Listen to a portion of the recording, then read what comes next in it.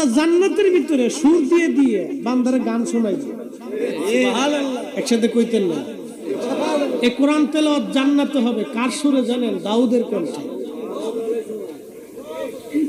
হযরত দাউদকে আমার আল্লাহ সুরের মুজিজা দিয়েছিলেন। এতই সুন্দর সুর আমার আল্লাহ তার দাউদকে দান করেছিলেন। তিনি 70 সুর দিয়ে জবুর তেলাওয়াত করতেন, 70 লাহানে। একসাথে বলবেন কি মারহাবা। দেখেন কাজী নজরুলের গজলের 1 সুর।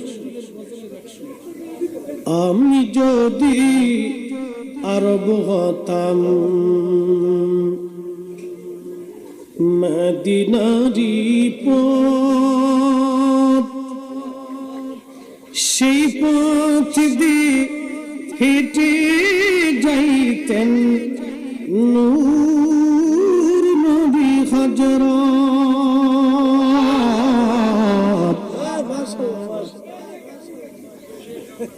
শফিক ভাই আল্লাহু আকবার। নূর নবী হযরত মারহাবা করলাম। একটা নিয়ে 1000, না জানি কতটাতে কত হাজার এই বয়স কাল নাই যায়। হ্যাঁ ভাই, কাজী নজরুল 1 সুরে এইভাবে একটা না দুইটা না শত শত নাত লিখে গেছেন।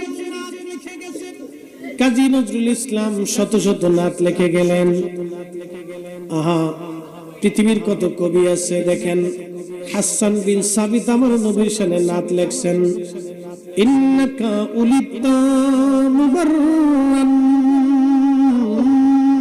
আরবি না, ইন্নাকা উলিতা মুবাররান মিন কুল্লি আইব কাআন্নাকা খুলিকতা কামা তাশা। একবার জোরে বলা যাবে কি মারহাবা। সুর দিছে কে? জোরে বল। নাতে রসুল কি সুর দিয়ে পড়বো না সুর ছাড়া? হামদে বাড়ি তলে কি সুর দিয়ে না সুর ছাড়া? জোরে বলে। কোরআন শরীফ তেলাওয়াত সুর দিয়ে না সুর ছাড়া? নামাজে তেলাওয়াত কি সুর দিয়ে না সুর ছাড়া? তো ওয়াজ করলে করার সময় সুর দিয়ে ওয়াজ করলে আরেক বক্তার জলে কেন? তার মানে বুঝে গেল এটা শয়তানের আড্ডি। আজাজিল কোথাকার তোর জলে, তোর বাপের সুর দিয়ে আমরা ওয়াজ করব। একই কথা বললে কেন? ইমাম সব শুরু করছে। আলহামদুলিল্লাহি রাব্বিল আলামিন আর রহমানির রহিম মালিক ইয়াউমিদ্দিন ইয়্যাকা না'বুদু ওয়া ইয়্যাকা নাস্তাঈন। ভালো লাগে? আমি যদি এই পড়ি আলহামদুলিল্লাহি রাব্বিল আলামিন,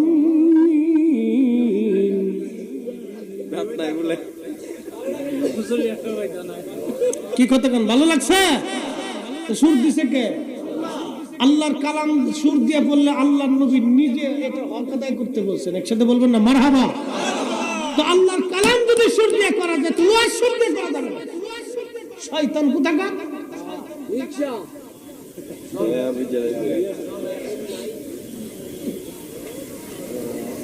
শয়তানে শয়তানে দেশ ঘুরে গেছে। ফরিদ সাহেবের সুর না হলে এত লোক আপনারা এখন বসে থাকতেন না। জিকিরে সুরের টান দেওয়ার পরে আপনাদের অন্তরের মধ্যে জজবা এসে গেছে। কথা বল না কেন?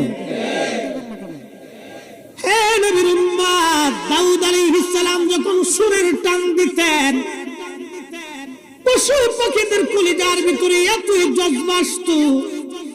জজবার হালতে দাউদ আলাইহিস সালামের সামনে পশু পাখিরা ছটফট করে মারা যাইতো। পাখিরা মারা যাইতো, পশুরা মারা যাইতো। একবার জোরে বলা যাবে কি আল্লাহু আকবার।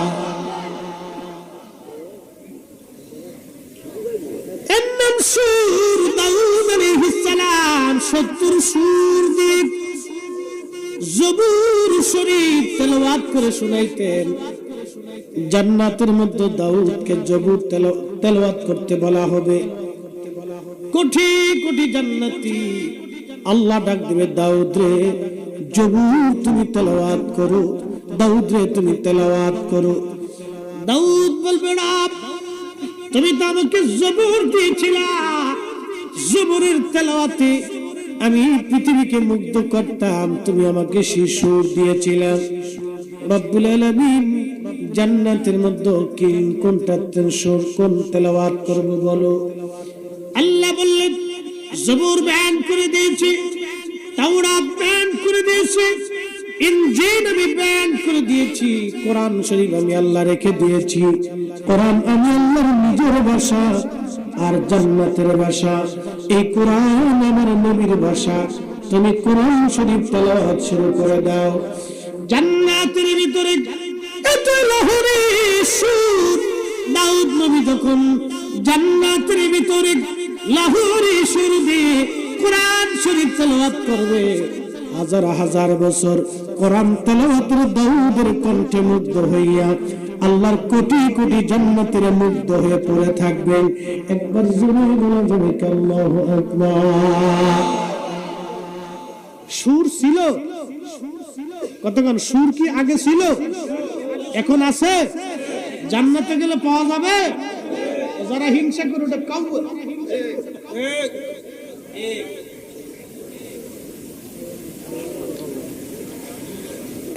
রামনগরবাসী, রায়পুরবাসী খুবই মনোযোগ দিয়ে শুনিয়া যান। সাহাবীরা সুরে সুরে নবীজির নাত গাইতো। শুধু কি তাই, প্রিয় নবী আমার হিজরত করে যখন মদিনায় যান, মদিনা বাপ দিবেন, এদেশে ইসলাম আনছে কি? ওলি আল্লাহরা। এ কথা কি সত্য না মিথ্যা? শাহজালাল ইয়ামানি মুজাদ্দিদি 800 বছর আগে এসেছিলেন, তিনারও আগে বহু ওলি জমিনে এসেছিলেন, কিন্তু শাহজালাল ইয়ামানি মুজাদ্দিদির মতো এইভাবে হুকুমত কায়েম করতে পারে, ব্যাপকভাবে দ্বীন বাংলাদেশে এইভাবে প্রতিষ্ঠিত করতে পারেন নাই। ওনার মাধ্যমে এটা ব্যাপকভাবে আসছে। হযরতে শাহজালাল ইয়ামানি 800 বছর আগে আসলেন 360 জনকে নিয়ে। ওই সময় যদি উনি বুকের উপরে হাত বেঁধে নামাজ পড়তেন, আজ 800 বছর ধরে মুসলমান এদেশে বুকের উপরে হাত বেঁধে নামাজ পড়ত। উনি যদি নামাজে জোরে আমিন পড়তেন, এদেশে 800 বছর ধরে মুসলমান জোরে আমিন পড়ত। উনি যদি এই তারাবির নামাজ 8 রাকাত পড়তেন, 800 বছর ধরে দেশের মুসলমান তারাবির নামাজ 8 রাকাত করে পড়তো। কথা কোন ঠিক কিনা? শাহজালাল ইয়ামানি আসলেন 360 জন ওলি নিয়ে এই জমিনে কালেমার দাওয়াত দেওয়ার জন্য। উনি সেই ওলি যার রক্তে রাসূলের কারীমের রক্ত প্রবাহিত হয়। উনি সরাসরি হাসানি হুসাইনি, হাসান হুসাইনের রক্তধারা, আওলাদে রাসূল। একবার জোরে বলেন না মারহাবা। কোন রাসূল? সরাসরি রাসূলুল্লাহর রক্ত, হাসানি হুসাইনি। এই রক্তের অনেক ওজন। সরাসরি হাসাইনি হুসাইনি। যেহেতু এই কথাটা আসছে, আপনাদের সামনে একটা ঘটনা শোনাই যায়। আজকে বিশ্ববিখ্যাত আল্লাহর ওলি ইমাম আল ফারাজ ইবনুল জাওজি 900 বছর আগে উনি ওনার একটা কিতাবের মধ্যে লেখেন উলুমুল হিকায়াত, একটা ঘটনা লিখতেছেন। আল্লাহর একজন ওলি ছিলেন, তার নাম শাকিক ইবনে ইব্রাহিম বলখি। শাকিক ইবনে ইব্রাহিম বলখি বলতেছেন, আমি ইরাক থেকে হজ করার জন্য হাজীদের সঙ্গে কাফেলা করে রওনা দিলাম। সুদূর মক্কায় রওনা দিয়েছি, ইরাকি কাফেলার সঙ্গে রওনা দিলাম। ইরাকের একটা অঞ্চলের নাম হচ্ছে কাদেসিয়া। এই কাদেসিয়া অঞ্চলে আসার পরে আমরা কাফেলা স্থগিত করলাম বিশ্রাম করার জন্য। ঠিক এমন সময় দেখি একটা সুন্দর যুবক, নুরানি চেহারা, একবার জোরে বলা যাবে কি মারহাবা? কি চেহারা? নুরানি যুবক, নুরানি চেহারা। এই শুনেন, ওলি কেমনে চিনবেন? আজকে আল্লাহ রসুলের সূত্র দিয়েছে, আমাদের কারো সূত্র না, আল্লাহর নবী নিজের সূত্র দিয়েছে। ওলি কিভাবে চিনবে? সাহাবীরা জিজ্ঞেস করল, ইয়া রাসূলুল্লাহ, ওলি আল্লাহ বুঝবো কেমনে? বলে ইদা যুকির আল্লাহ, যাকে দেখলে আল্লাহ স্মরণ আসবে বুঝবা সেই আল্লাহর ওলি। আসতে হলো কেন? কথা বুঝেন নাই? আল্লাহ রসুলের সূত্র, ইদা যুকির আল্লাহ, যাকে দেখলেই আল্লাহ স্মরণ আসবে, যাকে দেখলে অন্তরে আল্লাহর কথা মনে আসবে, রাসূল কারীমের কথা মনে আসবে, আল্লাহর ভয় অন্তরে আসবে, বুঝবা সে আল্লাহর ওলি। একসাথে বলা যাবে না আল্লাহু আকবার? এই ওলি আল্লাহর বাংলাদেশ, শহীদ গাজীর বাংলাদেশ, রহম করো আল্লাহ, রহম করো আল্লাহ। এই ওলি আল্লাহর বাংলাদেশ, শহীদ গাজীর বাংলাদেশ, রহম করো আল্লাহ, রহম করো আল্লাহ। শাকিব বলকি বলতেছেন, এত সুন্দর চেহারা, এত নূরময় মায়াবী, জীবনে কোনোদিন আমি এত সুন্দর যুবক দেখি নাই। সৌন্দর্য দেখে আমি মুগ্ধ হয়ে গেলাম। চিন্তায় পড়লাম, এত সুন্দর যুবকরা তো ফিতনার কারণ হয়, কারণ সুন্দর যুবক, সুন্দর যুবতীরা ফিতনার কারণ হয়ে যায়। আমার দেশে সুন্দরী বেডি যারা আছে, লিপস্টিক আলতা শুধু নষ্ট হয়ে যাবে বিদায় ওযু করে না। ঠিক আছে, মহিলারা শেষে আন্দোলন করবো যে হুজুরের না মান, হুজুর সুবিধের না। এই রাত্রিবেলা এসে আমরা দুর্নাম শুরু করছি। কমু কমু কমু নেই ভাগ জায়গা দিব। বন্ধু আমার, কুষ্টিয়ার এক বেড়া 7টা বিয়ে করছে। কি দুটো বাদ গেছে? কেবল 2টা বাদ গেছে। হে তার মাই বলে মানত করছে যে আমার ফুলা হইলে 7টা বিয়ে দিব। আচ্ছা, হে তার মাই মানত কেন করলো না যে আমার ফুলা হইলে 7 জায়গার গু খাওয়া? হেতা মানত কেন করলো না? 7টা বিয়ে দিবার চাইছে। আচ্ছা, আপনাদেরকে আজকে একটা কথা শোনাই। আকাশের সূর্য কার হুকুমে উদিত? আইনটা কার? পৃথিবীর সব জ্ঞান বিজ্ঞান, প্রেসিডেন্ট, রাষ্ট্রপতি, সেনাবাহিনী, পৃথিবীর সবচেয়ে বেশি শক্তিধর 2টা সেনাপ্লো, একটা আমেরিকান, একটা রুশিয়া। এর হলো পৃথিবীর সবচেয়ে শক্তিশালী এবং বিচক্ষণ এবং খুব মারণাস্ত্রমুখী সেনাবাহিনী 2টি। এদের মতো এত মারণাস্ত্র পৃথিবীর কোন দেশে নেই। এটা 2টা খুব পাওয়ারফুল, সুপ্রিম পাওয়ার। তাদের মানে অস্ত্র খুব বেশি, তা পারমাণবিক অস্ত্র। একটা সুইচ মেরে দিলে বাংলাদেশের মতো একটা দেশ মাত্র 10 মিনিটে শেষ। খালি এটি পড়তে মনে করেন যে হুড়ে শেষ হয়ে যাবে। বুঝতে পারছেন? এরকম তাদের মারণাস্ত্র। এই যে কঠিন মারণাস্ত্রমুখী সেনাবাহিনী, এত জ্ঞান বিজ্ঞান, সূর্য কি 1 মিনিট দেরিতে উঠানোর সুযোগ আছে? সূর্য আল্লাহর আইনে চলে, চাঁদ আল্লাহর আইনে চলে। الشمس والقمر بحسبان والنجم والشجر يسجدان।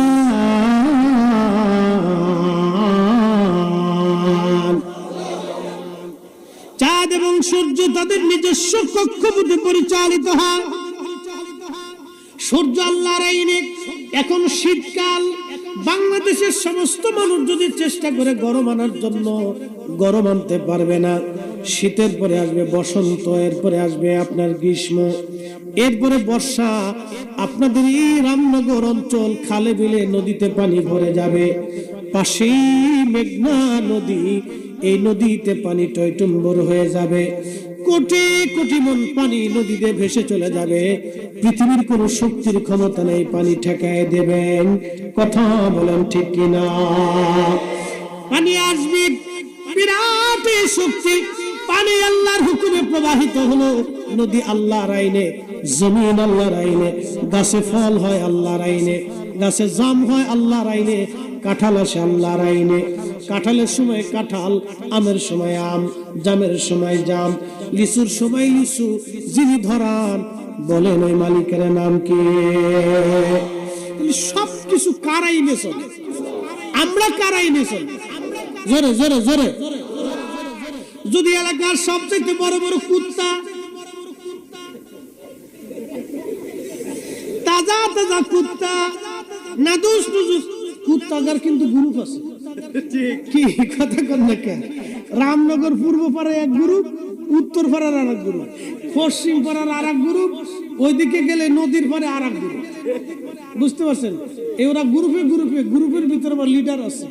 এটির ভিতর সর্বহারা পার্টি, হক পার্টি, ব্যান্ড পার্টি, বিভিন্ন পার্টি আছে। বুঝতে পারছেন? এই এক এক গ্রুপের এরিয়ার ভিতরে গেলে বিশ্বযুদ্ধ শুরু হয়। বুঝতে পারছেন? এই গ্রুপের ভিতর যেটা লিডার সেটা আবার খুব শক্তিশালী, একটু নাদুস নুদুস। তো সব গ্রুপের যত লিডার কুত্তা আছে সব কটার দরিয়াই নিয়ে কায়দা মতো জবাই করিয়া, এরপরে গোস্ত মোস্ত বানাইয়া ফেরাই টেরাই করিয়া, একবারে কালাবোনা, সান্দু হোটেলের কালাবোনা বানাইয়া, এরপরে আপনাদের সামনে বিরিয়ানি রান্না করে যদি সামনে আইনে দিয়ে বলা হয়, ভাইরে তোর লাগে আজকে এই এলাকার সবচেয়ে বড় কুত্তার এই বিরিয়ানি রান্না করে আনছি, আপনারা খাবেন। যে আনবে তার উপায় আছে, হ্যাঁ? তার জান শেষ হয়ে যাবে, মারিস তোরে আজকে কুত্তা খাওয়াইতেছি দাঁড়া। বুঝতে পারছেন? কারণ কি? কুত্তার গোস্তর বিরিয়ানি আপনি খাইলেন না, কারণটা কি? জোরে বলেন না, একসাথে জবাব দিতে হবে। কি হারাম কে করছে? প্রধানমন্ত্রী, রাষ্ট্রপতি, সেনাপতি, কে কে? মক্কার ইমাম, বাইতুল আকসার ইমাম, কে করছে? আল্লাহর আইনে কুত্তার গোশত হারাম বিদায় আপনি খাবেন না। আল্লাহর আইনে একসাথে 4টির উপরে স্ত্রী রাখা হারাম। আল্লাহর আইনে একসাথে 4টির উপরে স্ত্রী রাখা হারাম, হারাম, হারাম। 4 নম্বর বস্তু মাসনা সুলাসা রুবা। আল্লাহর কোরআন অনুযায়ী 4টি পর্যন্ত স্ত্রী রাখা যাবে যদি সমতা রক্ষা করা যায়। তার শারীরিক চাহিদা, অর্থনৈতিক চাহিদা, ক্ষুধার চাহিদা, বাসস্থানের চাহিদা, মৌলিক চাহিদা, প্রেমের চাহিদা যদি তাকে পূরণ করতে সমানভাবে সব প্রতিষ্ঠিত করতে পারেন তাহলে 4টি পর্যন্ত করা যাবে। 5 নম্বর যদি আপনি করেন, ওই 6 নম্বর যদি করেন, 7 নম্বর যদি করেন, বাদ বাকি যাহা করবেন সব পেটে হারাম হবে। যতবার মিলন হবে ততবার জেনা হবে। যে কয়টা বাচ্চা হবে সব কয়টা হারাম জাদা হবে, হালাল জাদা হবে না। কথা কোন ঠিক কি? কারণ জোরে বলেন কার আইন? আমাদের দেশে অনেকেই কইতে পারেন তো সৌদি আরবে 18টা 20টা বিয়ে করে কেন? সৌদি আরবেও যদি করে তাও হারাম। ঠিক আসতে কইলেন কেন? তাও কি মনে করতেছেন হালাল না? সৌদি আরবে গু খাইলে বাংলাদেশে গু খাওয়া হালাল। আমরা দেশে অনেকে সৌদি দেখো সৌদি আরবে মিলাদ পাইনি, সৌদি মিলাদ পাইনি তো তোমার সমস্যা।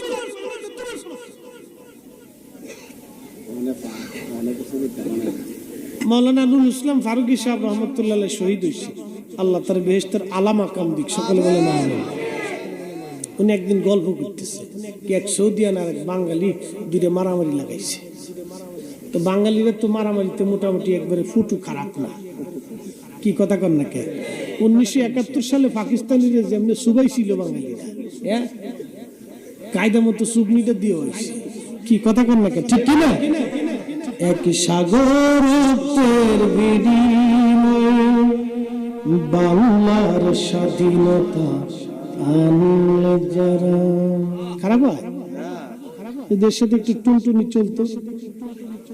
আরে সর্বনাশ, ফরিদ সাহেব গায়ক কিন্তু কম না। শফিক ভাই একটা 1000 দিচ্ছে, তখন মনে করেন যে খালি বান বিল ছাড়ে, মাল ছাড়। ফুলাফানে শুনে কি আমি একা, কিরে ফুলা ভাই দাউনস, আমি একা এটা হল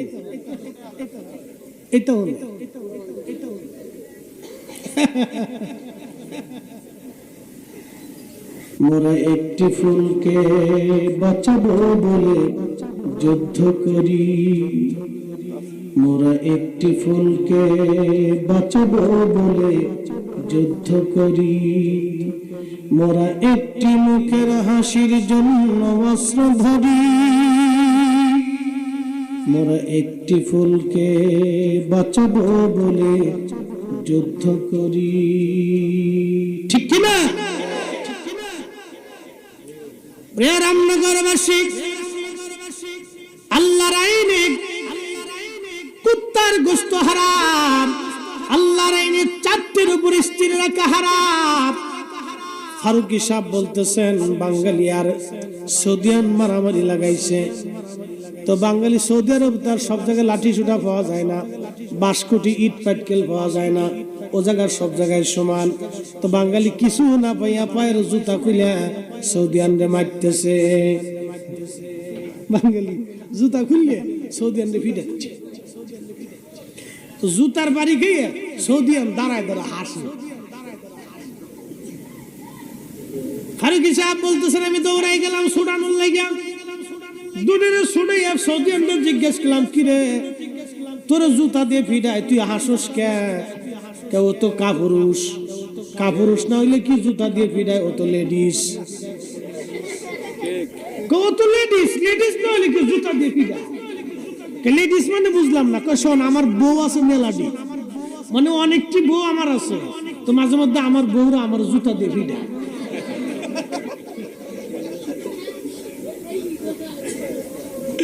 আমার বউরা আমার মাঝে মধ্যে জুতা দিয়ে ফিডায়।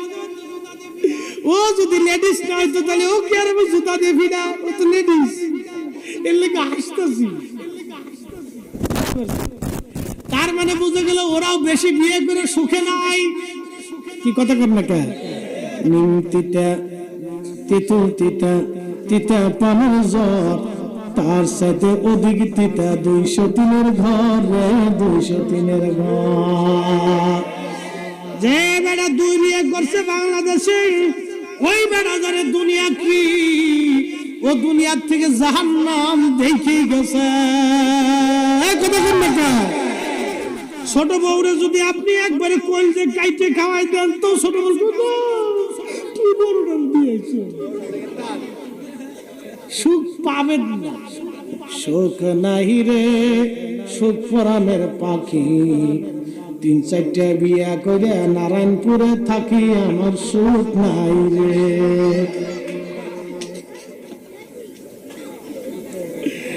রাত বেশি তো, রাত 3টে বাজে, জিম দিলে তো কাজ হবে না, জায়গায় রাখা লাগবে, আর কিছু করার নাই। মুসলমান, তাহলে আল্লাহর আইনে বিয়ে কয়টা সর্বোচ্চ? জোরে বলেন কয়টা? 4টা বিয়ে। এই দিকে আমি আর যাব না, মূল আলোচনায় চলে যাই। শাকিব বলখি রাহমাতুল্লাহর কথা মনে আসেনি? সুন্দর যুবক, চিন্তা করলেন ফিতনার কারণ হয়ে যাবে, এই যুবকটা ফিতনায় পতিত হয়ে যাবে। এত সুন্দর যুবক, আমি চিন্তা করে মনে মনে চিন্তা করলাম তাকে নসিহত করব, উপদেশ আমি দেব। আমি তার কাছে গেলাম, তার সালাম দিলাম। সালাম দেওয়ার সঙ্গে সেই যুবক আমাকে ডাক দিয়ে বলল, হ্যাঁ শাকিব বলখি, তুমি কি কোরআনের সে আয়াতে পড়ো নাই, কিছু কিছু ধারণা মিথ্যার গুনাহের কারণ হয়, কিছু কিছু ধারণা গুনাহের কারণ হয়। অর্থাৎ তুমি যে আমার প্রতি খারাপ ধারণা করলা, এটা গুনাহের কারণ। ওই যুবক বলিয়া দিল।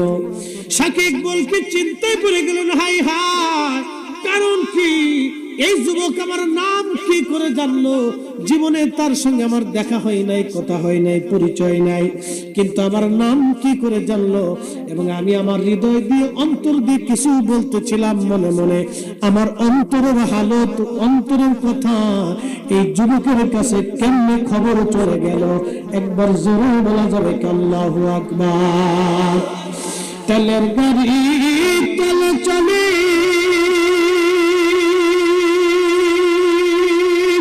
হাওয়ার গাড়ি হাওয়াই রে, বিনা তেলে চালায় গাড়ি নবী সুলাইমান। আমরা সেই মুসলমান, আমরা সেই মুসলমান। কথা বলেন ঠিক কিনা? সাটা কি নসিব হইব? আশা করা যায় না? মরার পরে কবরে দিবেন? আমাদের দেশের সিস্টেম কি জানেন? বাপ অসুস্থ হয়েছে, হসপিটালে নিয়ে গেছে, বুড়া 80 বছর হা করে রয়েছে, আমার দিকে তাকা, হা করে রয়েছে, কথা কইতারে না, কোন রকম একটু সাইয়েছে মিট মিট করে দেখে কেডায়, মাইয়া না ফুলা না নাতি না বুতি, এমনি দেখে।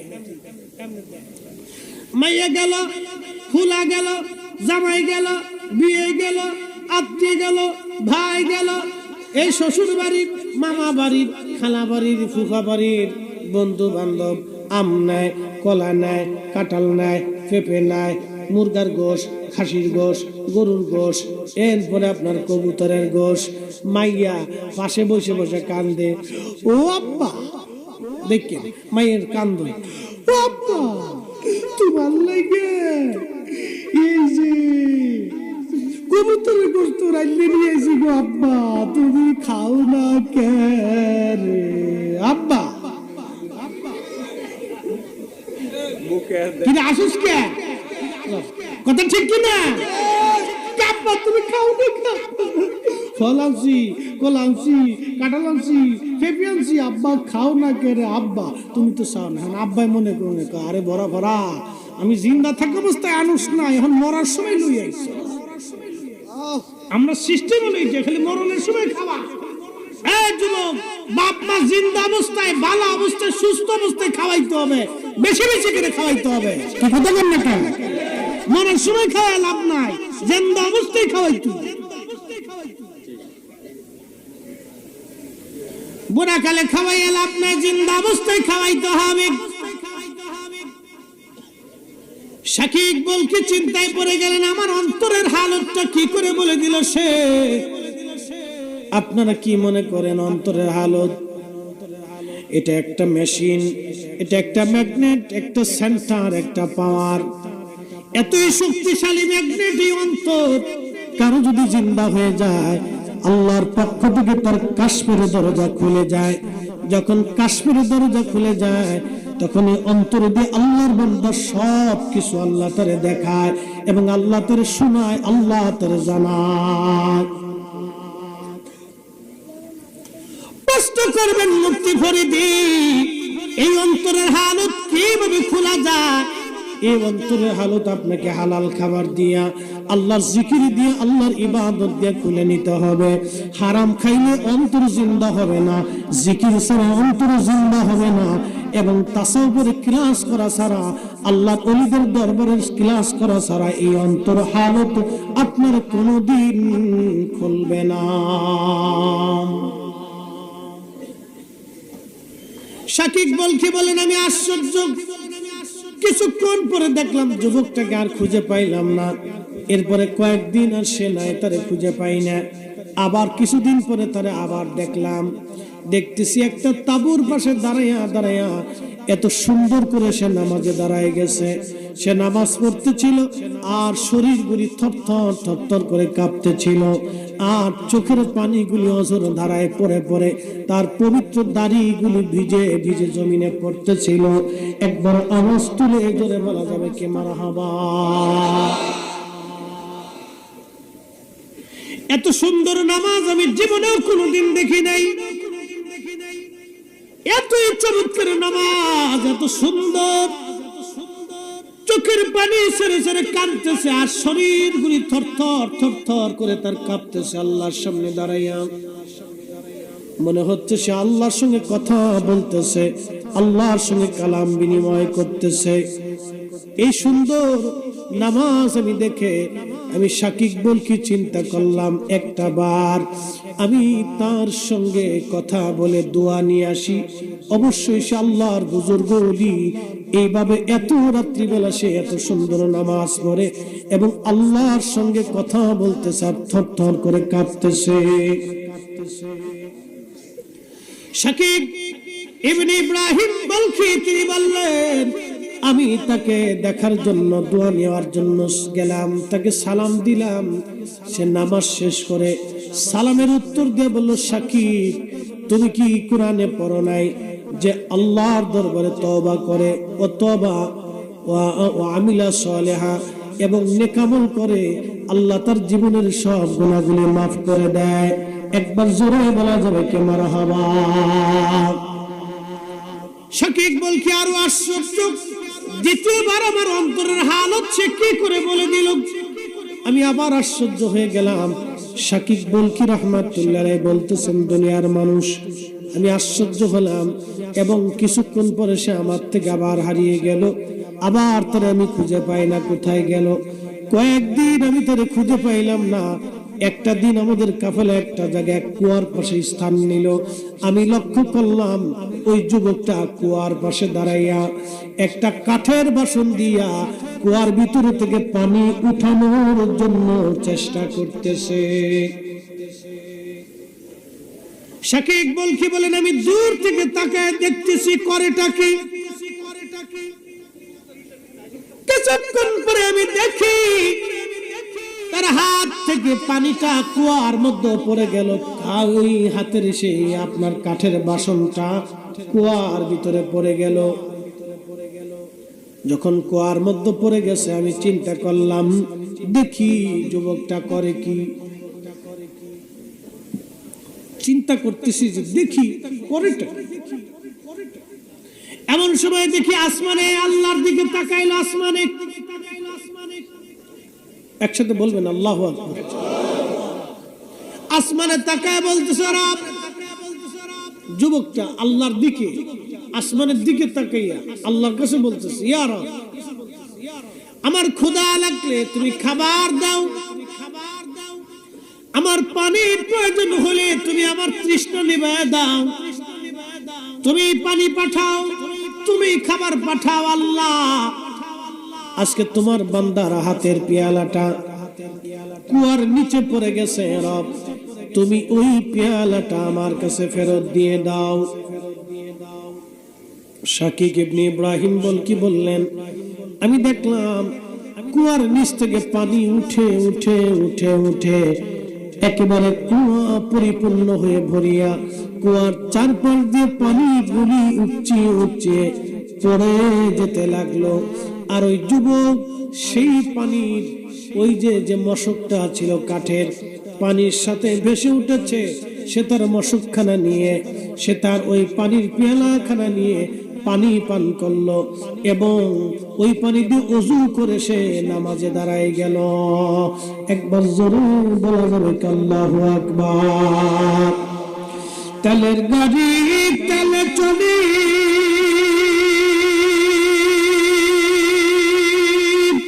হাওয়ার গাড়ি হাওয়ায় উড়ে, বিনা তেলে চালায় গাড়ি নবী সুলাইমান। আমরা সেই মুসলমান, আমরা সেই মুসলমান। কতক্ষণ ঠিক কিনা? মুর্শিদের জুতা চুরি করি।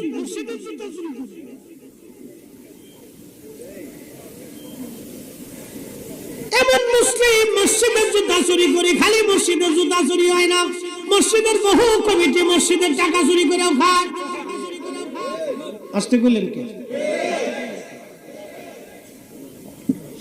আমার মসজিদের গ্রিল কেটে 3টে বাক্সের 3টে তালা কেটে চোরে টিয়ে লেগেছে।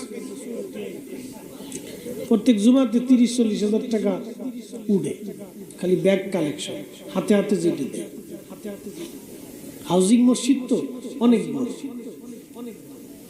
তো অনেক টাকা উঠে, ওই টাকাগুলো বাক্সের ভিতরে রাখছে। চোরে অনেকগুলি টাকা নিয়ে গেছে, 4-5 লাখ টাকা কাইটে নিয়ে গেছে। মুতল্লি সব কয় হুজুর দোয়া করেন আল্লাহ যাতে চোরের হেদায়েত দেয়, টাকাগুলো যাতে ফেরত দিয়ে যায়। আল্লাহ মুতল্লি বা সাহেব মনে কষ্ট নিয়ে না, যে চোরে গিরি গেছে 3 তালা কেটে মসজিদে টিয়া নিয়ে গেছে, এই চোরে টিয়া ফেরত দিব।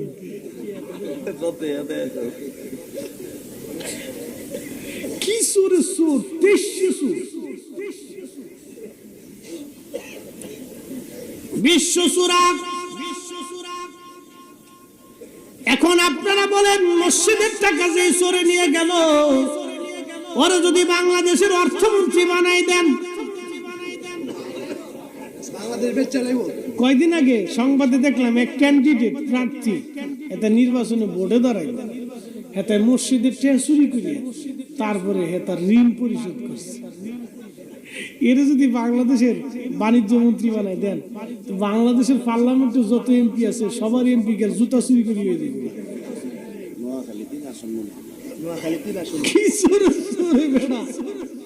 চিন্তা করতে পারছে, আন্তর্জাতিক মানুষ। আমার শফিক ভাই কিন্তু নোয়াখালী বলে, এই তার নাম করলে নোয়াখালী নোয়াখালীর বন্ধন করছে। পাবলিক এমনি নোয়াখালীর 70 গজ মাটির নিচে খুঁজে পাওয়া যাবে। অনেক কিছু নিয়ে না, এই হল আমাদের চরিত্র। ওয়াদাউল আমানা, আমানতের খেয়ানত এত পরিমাণে হয়েছে যে আমরা আল্লাহর ঘর মসজিদ পর্যন্ত আমাদের কাছে নিরাপদ না। তার মানে বোঝা গেল আমরা এখনো মানুষ হইতে পারি নাই। কথা কোন ঠিক কিনা? আমি নবী না মানিলাম, কি যে ভুল করিলাম, ঠিক কিনা? আমি নবী না মানিলাম, কি যে ভুল করিলাম, ভস্মে ঢালিলাম ঘি, মানুষ হইয়া না না আরো একটু কাশি মিনিট গলাটা ছিল। জোরে জোরে আল্লাহু আকবার। তো জাগাইতে মানুষ হইয়া ভবেতে আসিয়া, মানুষের করিলাম কি। শাকিব কি বলতেছেন, আমি আশ্চর্য হলাম। কুয়ার নিচ থেকে পানি উঠাইলো, আবার নামাজ পড়লো, আবার এই যুবকটাকে আমি হারিয়ে ফেললাম। কয়েকদিন পথ চলার পরে দেখলাম সে মরুভূমির মধ্য দিয়ে হেঁটে যায়। আমি কৌতূহল হয়ে তার পিছু পিছু নিলাম। কিছু দূর যাওয়ার পরে দেখলাম সে একটা জায়গায় বসলো। তার কাঠের বাসনের মধ্যে সে মশক থেকে পানি ঢেলে বালিগুলি নিয়া পানির মধ্য দিয়া, ওই পানির মধ্যে বালুগুলি লড়াইয়া সে চুমুক মেরে মেরে খাইতে লাগলো। একবার জোরে বলা যাবে আল্লাহু আকবার।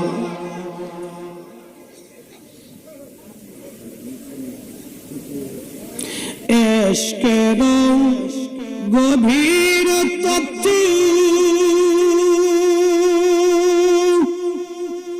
যদি জানিতে চাও, প্রেমের গভীর তত্ত্ব যদি জানিতে চাও, কামেলের পদতলে নেশার হইয়া যাও। এশকের গভীর তত্ত্ব যদি বুঝিতে চাও, ওরে মুর্শিদের চরণ তলে নেশার হইয়া যাও। দেখ না ফরিদ করিল দান, অমূল্য চক্ষুর রতন ইব্রাহিম সারিয়া দিল মহামূল্য সিংহাসন।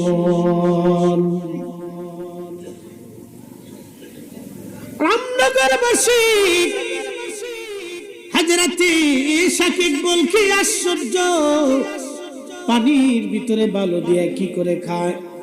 আমি চিন্তায় পড়ে গেলাম, এটা বালু হলো না রিজিক হলো আমার দেখার দরকার। পানির ভিতরে কি করে বালু দিয়ে এই ছেলেটা এটা পান করতেছে। আমি তার কাছে গেলাম, সালাম দিলাম, বললাম হে আল্লাহর বান্দা, আপনার খাবারেও আমাকে অংশগ্রহণ করে নেন, অর্থাৎ আপনার খাবার থেকে কিছু খাবার আপনি দয়া করে আমাকে দিয়ে দেন। যুবক ডাক দিয়ে বলল, শাকিব, আল্লাহর দেওয়া রিজিকে আপনি সন্দেহ করতেছেন, তাহলে নেন, বিসমিল্লাহ বলে শুরু করেন। আমি চিন্তায় পড়ে গেলাম, মনে মনে বললাম তার খাবারের মধ্যে সমস্যা আছে কিনা দেখি। আর সে বলে দিচ্ছে, শাকিব, আল্লাহর দেওয়া রিজিকে আপনার সন্দেহ হচ্ছে, বিসমিল্লাহ বলে শুরু করেন। শাকিব বলকি বললেন, ওই খাবারটা যখন আমি মুখের মধ্যে দিলাম, দেখলাম সে বালি আর বালি নাই, ওই বালিটা বার্লি ছাতু হয়ে গেছে। ছাতু আরবিতে বলে তালবিনা, বাংলায় বলে ছাতু। একবার জোরে বলা যাবে কি মারহাবা? ছাতু চিনেন? ছাতু এখন আছে দেশে, হ্যাঁ, বাচ্চাদেরকে খাওয়াননি, ফুলাফানা এখন খায় চিপস, সুইংগাম, খালি ওই শ্যাপ সাথে শ্যাপ দিন ভরে চাইতেছে, সুইংগাম কা, ফুসকা, শর্টপুটি। স্বামী বিদেশ, টাকা খরচা করে জায়গা পায় না, খালি শর্টপুটির দোকানে দৌড়, মনে কিছু নিয়ে না, খালি ফুসকা আর শর্টপুটি। এই সাতাই আমি যাবি খাই, ছাতু খাবে না, আরবিতে বলে তালবি না, খুব পুষ্টিকর খাবার। এটা খেলে হাড়, শরীরের মধ্যে এগুলো শক্তিশালী হয়, ব্রেন প্রশস্ত। এই কাজের জিনিস খাবে না, খালি অকাজের জিনিস। খুব মনোযোগ দিয়ে, এটার নাম তালবি না নাম ছাতু। হযরতে শাকিব বলকি আশ্চর্য হয়ে গেলেন, এই ছাতুগুলি কোথা থেকে হলো? বললেন, এতই মজাদার খাবার। আমি আশ্চর্য হয়ে গেলাম, এত সুন্দর খাবার কোথা থেকে আসলো? আমি 3 দিন পর্যন্ত আমার ক্ষুধা লাগে নাই, 3 দিন পর্যন্ত আমার তৃষ্ণা লাগে নাই। একবার জোরে বলা যাবে আল্লাহু আকবার। শাকিব বলকি আশ্চর্য হয়ে গেলেন, বালি পর্যন্ত আল্লাহ ছাতু বানাই দিলেন। আল্লাহর ওলি যারা, তাদের জন্য আল্লাহ আইন পরিবর্তন করে দেয়। কি কথা কন না কেন? আল্লাহর বন্ধু যারা, তাদের জন্য আল্লাহ আইন পরিবর্তন করে দেয়, বিধান পরিবর্তন করে দেয়। কোরআন শরীফ থেকে বলেছিলাম, আম হাসিবাতা আন্না আসহাবাল কাহফি ওয়ার রাকিম কানু মিন আয়াতিনা আযাবা। আসহাবে কাহফ 7 জন যুবক আল্লাহর ওলি। আহা, ওই জমানায় তারা শিরক এবং কুফর থেকে দূরে থাকার জন্য একটা মসজিদ বানাইয়া আজান দেওয়া শুরু করলেন। 7 জন যুবক, তাদের আজান নামাজ দেখে দেশের বাচ্চা বলল, ধরে নিয়ে আসো। ধরে নিয়ে যাওয়া হলো। বাচ্চা তখন ছিল ওই প্রতিমা পূজারী, পাথর এবং সূর্য পূজারী। বাচ্চা ডাক দেয়া বলল, যুবকরা, তোমরা এই ধর্ম কোথায় পেয়েছো? বলে, এটা আল্লাহর ধর্ম, আল্লাহর একত্ববাদের উপর আমরা ঈমান এনেছি। বাচ্চা বলল, এই ধর্ম যদি তোমরা না ছাড়ো, তোমাদেরকে হত্যা করা হবে। যুবকরা ডাক দিয়ে বলল, বাচ্চা, জীবন চলে যাবে, এই ধর্ম আমরা ছাড়ব না, আল্লাহর একত্ববাদ আমরা ভুলব না। বাচ্চা বলল, যেহেতু ভুলবে না, তাহলে তোমাদেরকে হত্যা করা হবে, বলে জীবন দিয়ে দিব। বাচ্চা এবার যুবকদেরকে ছেড়ে দিয়ে বলল, তোমাদেরকে 7 দিনের সময় দিলাম, তোমরা যদি ছেড়ে না দাও হত্যা করা হবে। যুবকরা ডাক দিয়ে বলল, বাচ্চা, জীবন চলে যাবে কিন্তু কালেমা যাবে না। এবারে বাদশা 7 দিন সময় দিল, 7 দিন পরেও তারা আজান দেয়, নামাজ পড়ে।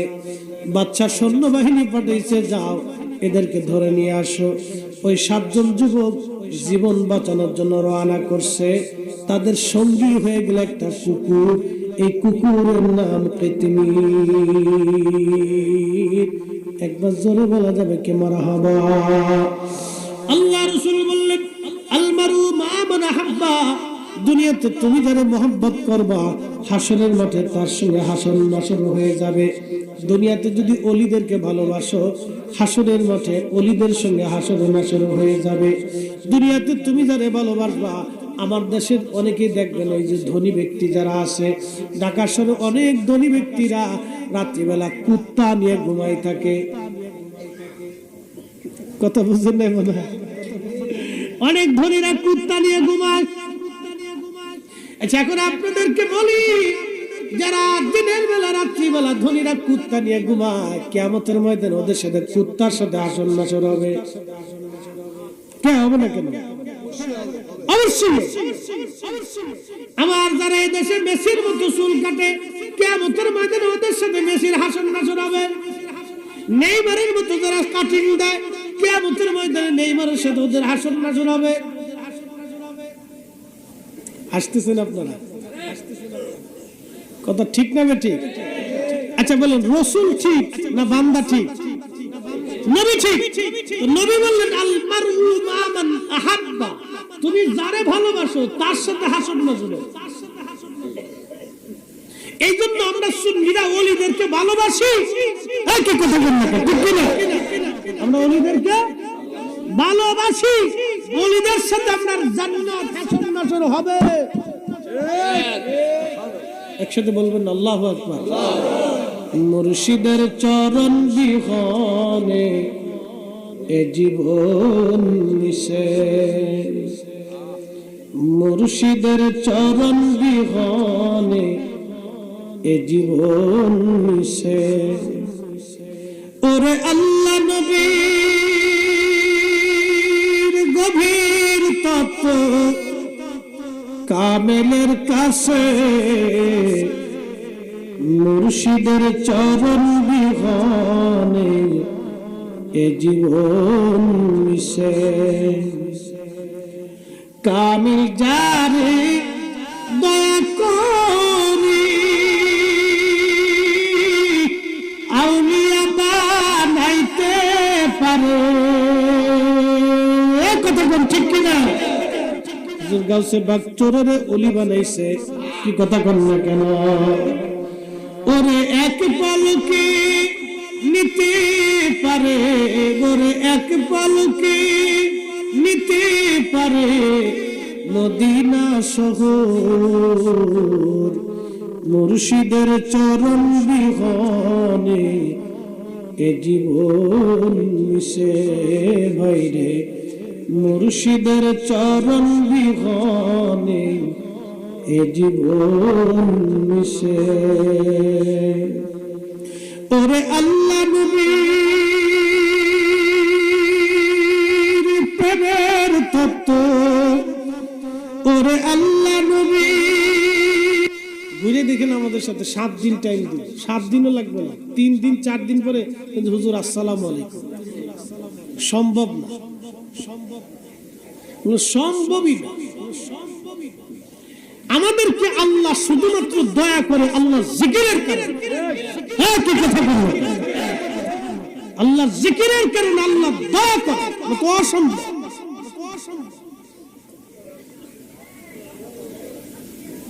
আল্লাহর কোরআন বলতেছে, আল্লাহর পথে যারা জীবন দেয় তাদেরকে মরা মনে করিও না, তারা জিন্দা। একসাথে জোরে বলেন আল্লাহু আকবার। জিন্দা জিন্দা। সাহাবী বলতেছেন, আমি কোরআন শুনতেছি কবরের উপর থেকে, আর কোরআন তেলাওয়াত হয় কবরের ভিতর থেকে। একবার জোরে বলা যাবে আল্লাহু আকবার। এই আমার দিকে তাকান, কোরআন তেলাওয়াত হয় কোন জায়গা? কবরের ভিতরে। জোরে কোন? কবরের। আর সাহাবী শুনতেছে কবরের উপর থেকে। সাহাবী শুনে কবরের উপর থেকে, তেলাওয়াত হয় কবরের ভিতরে। তেলাওয়াত হয় কবরের ভিতরে। সাহাবী শুনে কবরের উপরে, কবে মনোযোগ দিয়ে শুনিয়া যান, সূরা মুল্ক তেলাওয়াত চলতেছে। সাহাবী বললেন, আমি কবরের উপরে বিছনা করে শুয়ে শুয়ে তার তেলাওয়াত শুনতেছি। যারা বলে ওলি আল্লাহরা মরে গেলে কিছুই থাকে না, এটা ডাহা মিথ্যা কথা, কথা কোন ঠিক কিনা? আল্লাহ ওলিরা মারা যাওয়ার পরে কবরের ভিতরে তাদের আলাদা জগৎ শুরু হয়। এই জগৎ আপনি দেখেন না, বুঝেন না, এটা আপনার চোখের দোষ, আপনার অন্তরের দোষ। এসব দেখি কামার হাট বাজার, ঠিক কিনা? একটা না পাই আর একটা না রে, চলো এবার ভাবা পারে, ওরে নিজে কানা পথ চিনে না, পরকে ডাকে বারবার। এসব দেখি কামার হাট বাজার।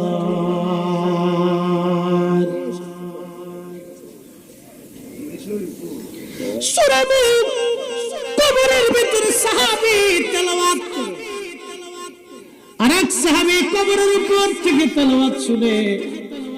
এক সাহাবী তেলাওয়াত করে কবরের ভিতরে, আরেক সাহাবী তেলাওয়াত শুনে কবরের উপরে। সাহাবী ফজরের নামাজের আযান হলো, আসসালাতু খায়রুম মিনান নাওম,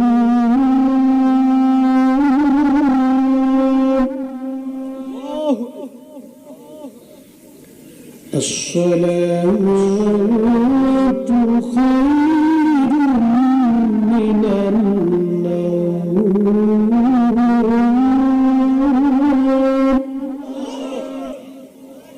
ঘুম থেকে নামাজ ভালো, ঘুম থেকে নামাজ ভালো, ঘুম থেকে নামাজ ভালো, বুঝে কয়জন মানে কয়জন?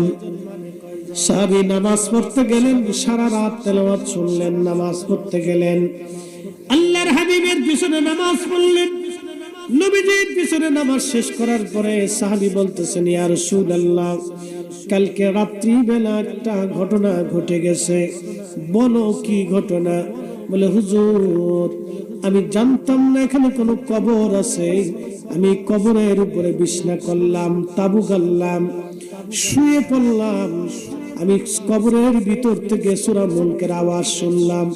একজন আল্লাহর বান্দা কবরের ভিতর থেকে সূরা মুলক তেলাওয়াত করতেছিল, আর আমি কবরের উপর থেকে তেলাওয়াত শুনতেছিলাম।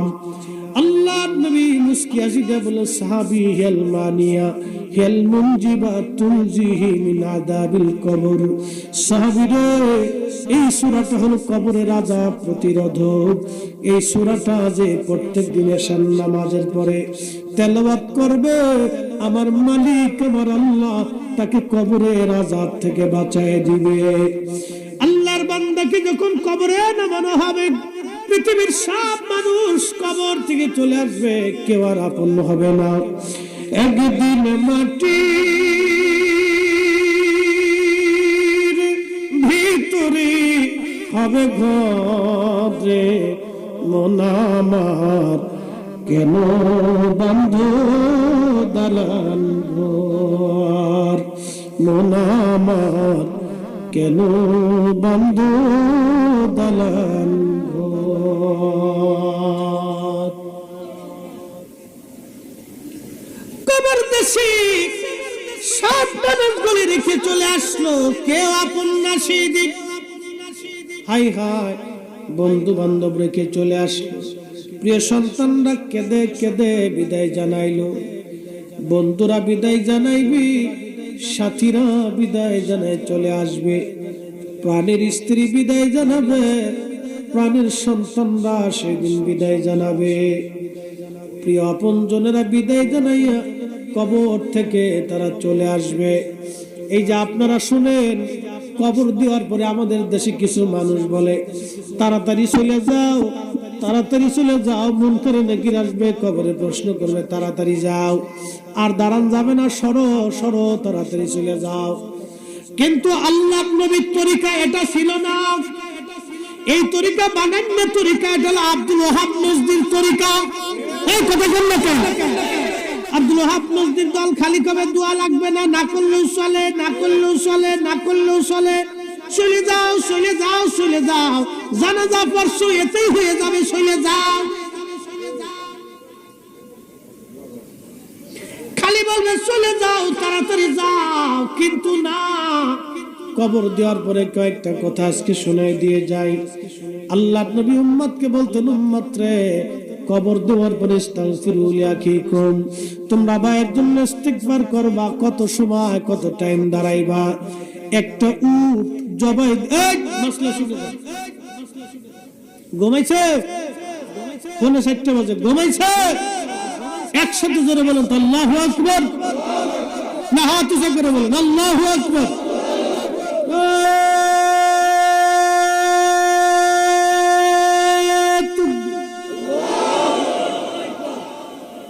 দাদার বয়স কত? হ্যাঁ, 75। এই দাদার বয়স কত? হ্যাঁ, 90। ওখানে আপনি বয়ে রয়েছেন দুনিয়াতে। আর ওইটা হয়ে পড়ছে, দোনোটা হয়ে পড়ছে। আর একটা মুরাকাবে চলে গেছে। 90 বছরের দাদার, 75 বছরের দাদার সামনে বই এখন আর শুনে, আর পোলা মানে ওই মান কিছু বেঁধে শুয়ে পড়ছিস, তার তোর বাইরে ঠ্যাং ভেঙে দেওয়ার দরকার। হ্যাঁ, কি কথা বললেন? দাদার বয়স 90, এখনো রাত পৌনে 4টার সময় বসে রয়েছে।